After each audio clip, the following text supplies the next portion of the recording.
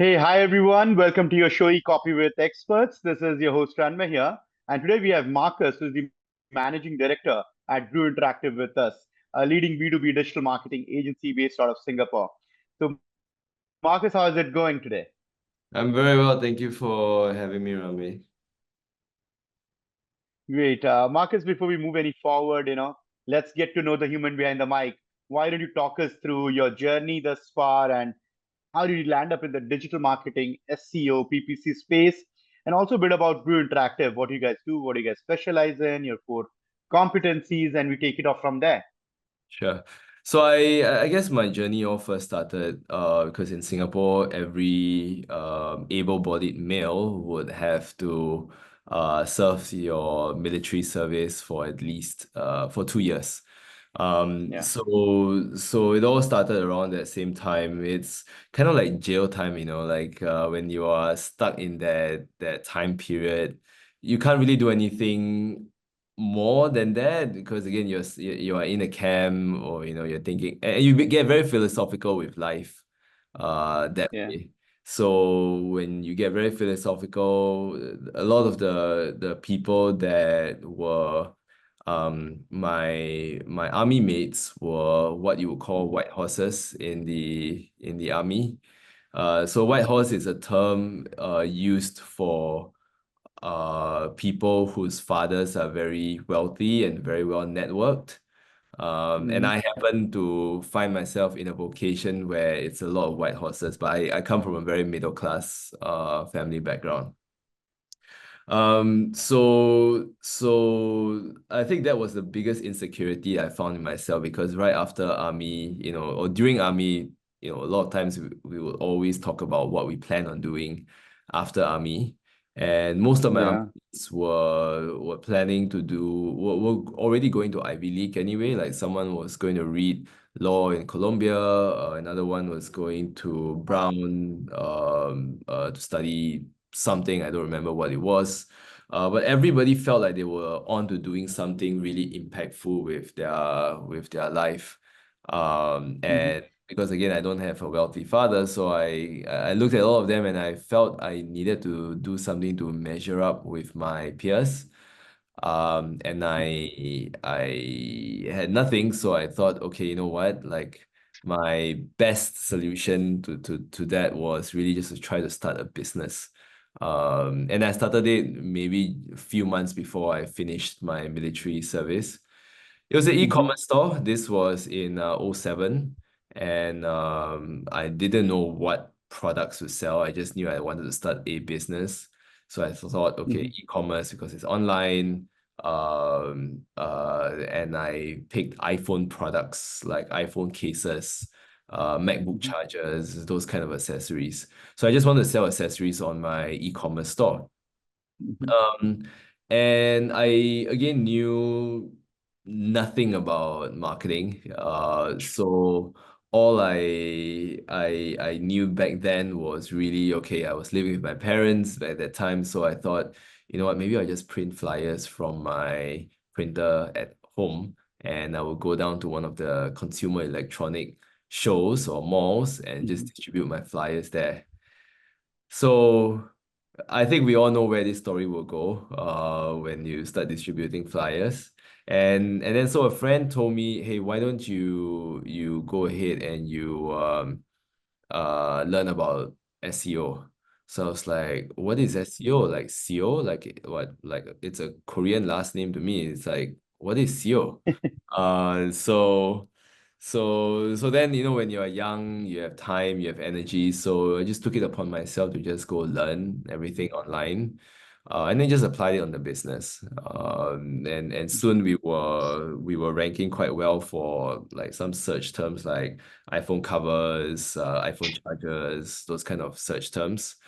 Uh, mhm, and my lucky break was when Facebook ads was introduced sometime in late '07, early '08, around then. mhm.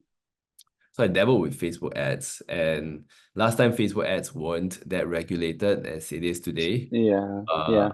could I could run ads with pictures of like, like a rectangle and the iPhone is like jumping out. I can do all sorts of creative ads like that. And it worked. Like I got half a cent. CPC is like half a cent. Um, Mm-hmm. Click-through rates could be like 3% or 5% click-through rates on Facebook ads. So if you if you think about the economics, the margin of error was quite low. It was high click-through rate, low cost to run ads at that time. So that was where we started really making in some good money. And Yeah. then eventually, not long after starting to play around with Facebook ads, we were doing well. We were maybe doing between 600 to 700K in revenue for like a Mm-hmm. small e-com business. A lot of the payments back then were cash on delivery because credit card transactions online weren't really so much of a thing at that point in time. But the problem with an e-commerce business, I realized, was that you have to get the e-commerce game right and to scale e-commerce business is not only about marketing. Actually, majority of that is your supply chain and your logistics. You need to get that right, and that's why Amazon is such a successful organization today because they've nailed that game right. Um, so as I was looking to raise money, building the e-com business, I received some attractive buyout offers or reasonably attractive buyout offers. So I took the best offer on the table, um, sold it, Mm-hmm. and then realized I enjoyed doing marketing a lot for other companies. So I was then invited to serve as a consultant for an agency. And then eventually, two other partners made me a partner on their Mm-hmm. company as well. And then along the way, we bought out one partner. 2015, we also got the chance of selling it. So we sold it, had a 2-year lock Okay. period, realized I made a mistake selling it. So 2017, I decided, okay, I was just going to buy the company back again completely myself. Uh, so today, Mm-hmm. so today I run Brew Interactive as a digital agency offering from SEO to digital ads to account-based marketing to MarTech content related stuff. So Mm-hmm. yes, that is in a nutshell what we've done. Lovely, lovely. Quite a story. Quite a story. And like you mentioned, you took advantage of Facebook ads, right away when they were launched. Uh, you know, and right now we have so much of regulations around not only Facebook ads, like you were talking about it in the green room, even with SEO and all the regulations and Google updates being there. So, and then you have been in the industry for quite some time now. So, what are the major shifts, or any significant updates which you felt has had a very huge impact on the industry at large during your tenure in the digital marketing space? I think the biggest thing is right now you've got governments looking at all these platforms.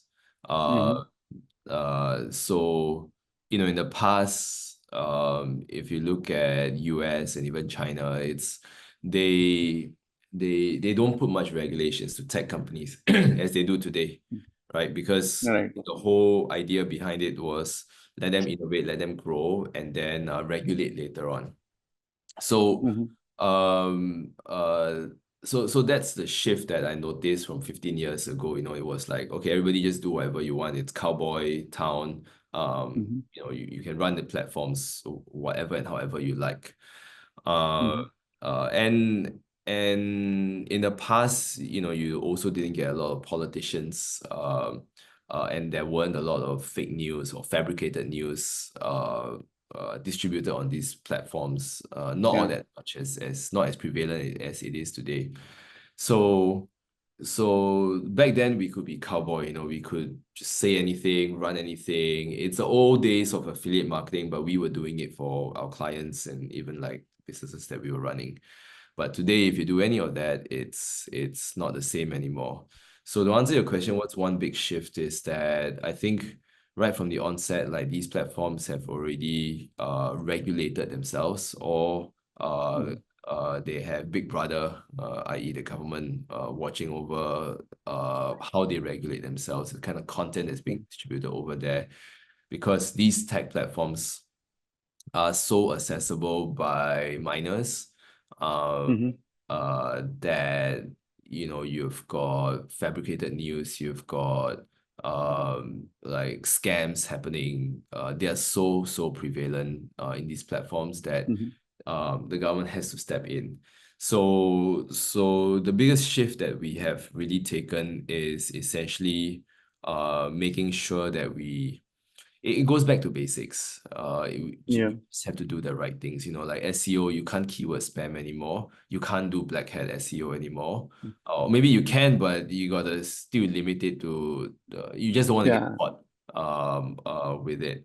So I think the same thing happens, on all the digital platforms right now. You just cannot afford to be caught, or just don't do it at all. Just do the right thing. Like like content, for example, right? It's so easy to create, like within a snap of finger, like 50 articles from any generative AI tool.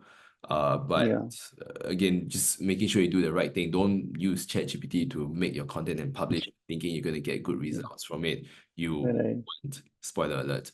But if you actually bother making good content, you tell good stories, you make good arguments that maybe people have not really heard so much before, then that's where you get a bit more traction there. So to summarize, Mhm. again, I won't get too technical or tactical here in terms of the specific changes that Google or Meta has done, but what I like to think about is just focus on doing the right thing. Like just think about creating good content, being a good, Yeah. serve your customers well. It's something that's very simple to say, but extremely difficult to do. But that would be how I would summarize Yeah. as the biggest shift here is you can't do shady stuff anymore. Yeah, absolutely, absolutely. And talking about content, how do you see artificial intelligence impacting content curation at large, and what do you feel are the potential benefits and the challenges, with AI and then the creation of content there? The biggest thing is using AI, right? Because people think that AI can just replace a writer completely. Yeah, which So is not the even case. like, Yeah.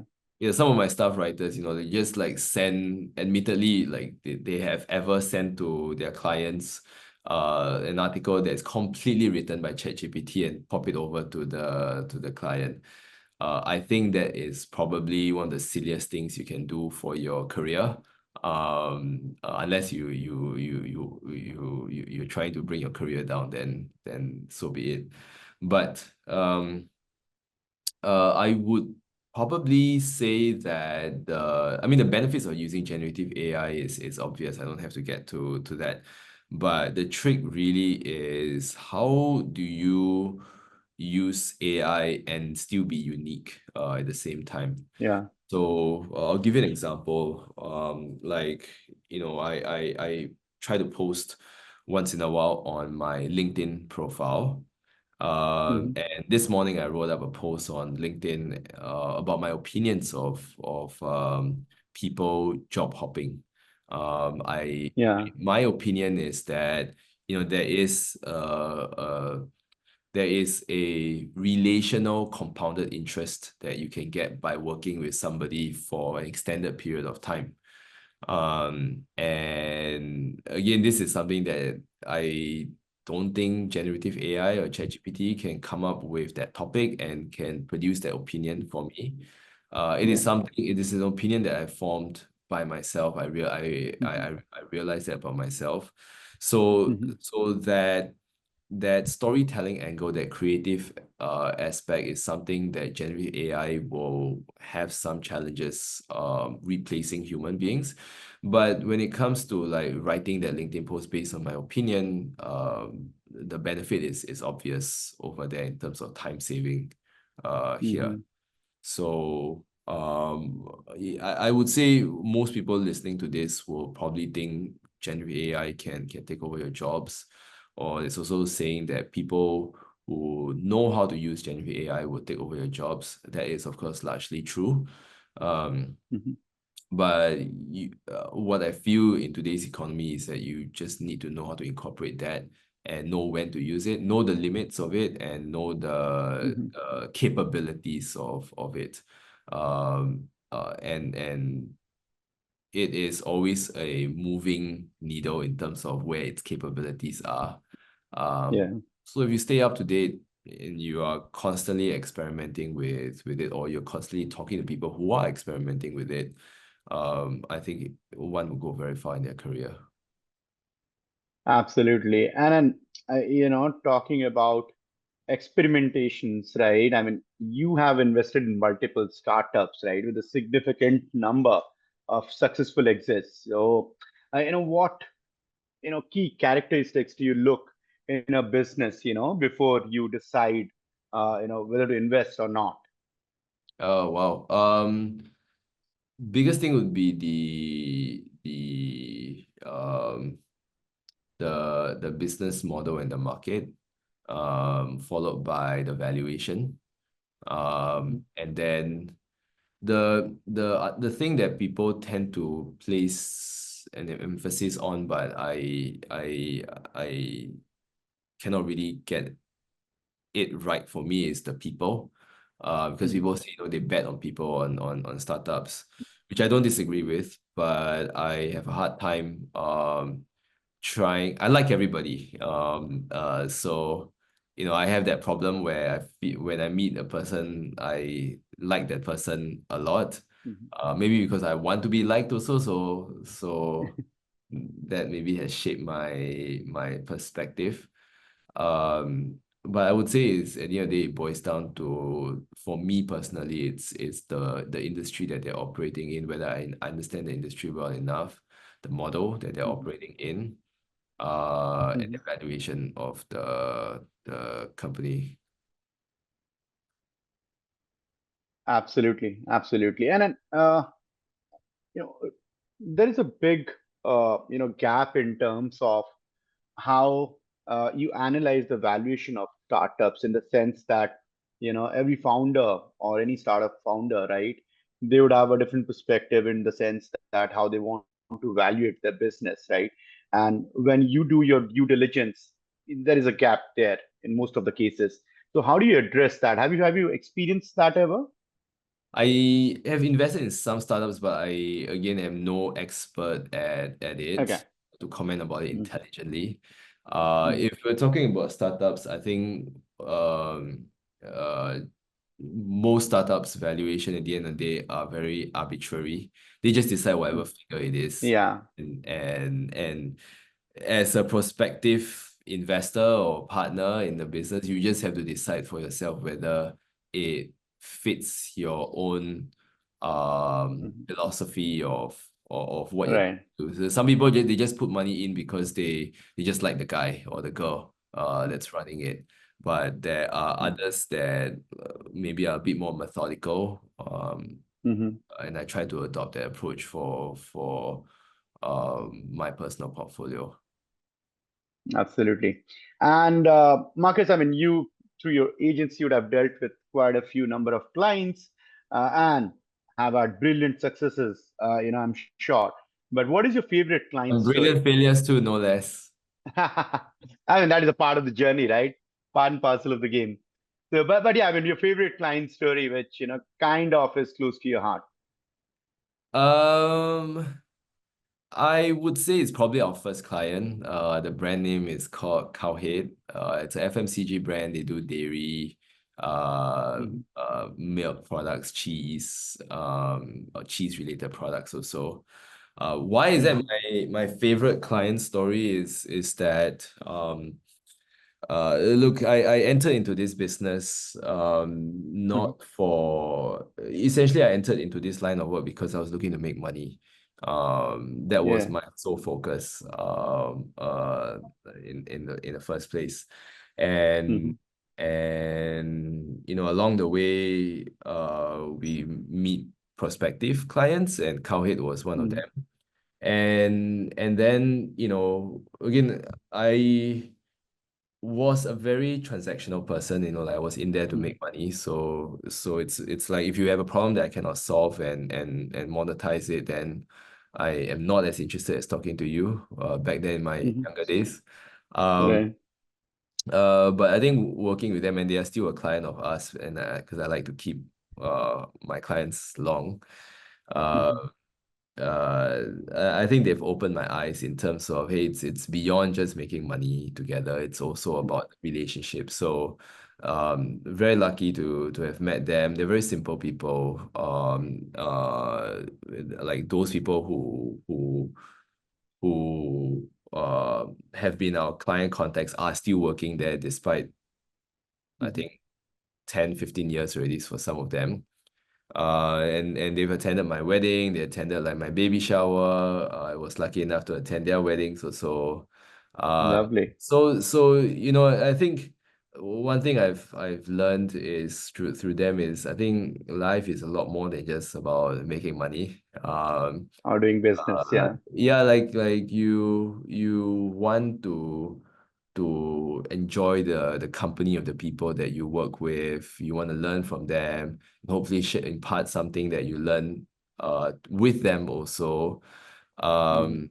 Um so I think just working with the good folks at Cowhead has made me given me new perspective over the years. And we're still in touch, like chatting every once in a while, randomly calling each other up. It's Mhm. nice, and I think we're lucky enough to not only have them as clients first, and then friends later, but Mhm. now I think we see each other as like good working buddies and beyond work. Great. Great. That is great. I mean, through your business or professional network or arrangements, if you make good friends, then I mean nothing like it, right? Yeah. Yeah, it's Yeah. it's uh it's one thing that I really enjoy the agency line of work. Yeah. Yeah. Yeah. Despite some people really hating this line of work, which I can also understand why one would hate this line of work. Yeah. I think it's very normal. But I think there's some very good upside, you get to meet some very nice people along the way, and Yeah. I personally enjoy making other people happy, or Hmm. delivering good work to them. So that's why it's a big reason why I love this industry a lot. Lovely. Lovely. Great. Yeah. Great, Marcus. And finally, before we wrap this up, a quick rapid fire if you're game for it. Go for it. All right. Your last Google search. Near like new restaurants near me. Okay. Uh, your last vacation. Last week in Kuala Lumpur, Malaysia, probably one of my favorite cities in the world. What did you do with your first paycheck? First paycheck of your life. First page, what? Sorry. First paycheck of your life. Oh, first paycheck. Saved it and gave some to Entrepreneur. my yeah, save it, gave some to my parents because it's a very Asian thing to do. Right. Right. Chinese thing maybe, I don't know. And uh invested, like I think bought like maybe one share of some random ETF company because uh Mm-hmm. yeah, like very random, So very entrepreneurial. Yeah. uh th- th- maybe looking back, you may look at it this way, but I think I was, young, ambitious, Absolutely. so Yeah. wanting to make something out of my life, and I think Mm-hmm. I felt money was like the only route to it. Yeah. Yeah. No, I mean, uh, that is I said, so entrepreneurial because, saving and thinking, you know, Oh yeah. about the next steps, right, is Yeah. what makes a founder a good one. I mean, at least I look at it from that perspective, not being just happy with what you have today, but also planning in terms of, finances operationally, what will be tomorrow, what is the next month, next quarter, next year looks like, right? Planning ahead of time. So that ways, yeah, that is investing in a But share I at think such a young age. I'm starting to have a different perspective now, you know, like I Okay. recently read this book by Bill Perkins. It's called Die with Hmm. Zero. Um, Okay. and it's given me a lot of new perspective that yes, making money is important, it's good, and at the same time, I think one should also learn to enjoy the ride. Yeah. If you Live think in the too much present a about bit. correct, if Yeah. you delayed gratification, of course, makes Mm. anybody successful. There's enough research about it, Yeah. but I think society today has maybe taken that concept of delayed gratification a bit too far. Yeah. It's Yeah. forever delayed gratification. Yeah. Yeah. Right. Um, Right. so yeah, when you're in Singapore, let's have a good time together. Yeah. Absolutely. You kind of have to balance it out a bit. So yeah, I totally get it. All right. The final one will not go any further. Your celebrity crush. I don't have one. I'm gonna sound super lame, but I don't have one. I'm sorry. No problem. No Nothing problem. We'll comes to not my push mind. this one with you. Don't worry. All right, then. Thank you, Marcus, for taking our time to do this with us. Really appreciate it, and looking forward to your talk at Evolve. Really excited for it. And for our audiences, if they want to reach out to you, how do they do that? You can reach out to me on my email. So that's Marcus, Marcus, dot HO. That's my last name. Not a derogatory term that you would describe women. Marcus.ho at bruinteractive.com. But thank you for having me once again. Lovely. Cheers, Marcus. Thank you so much. Thank you.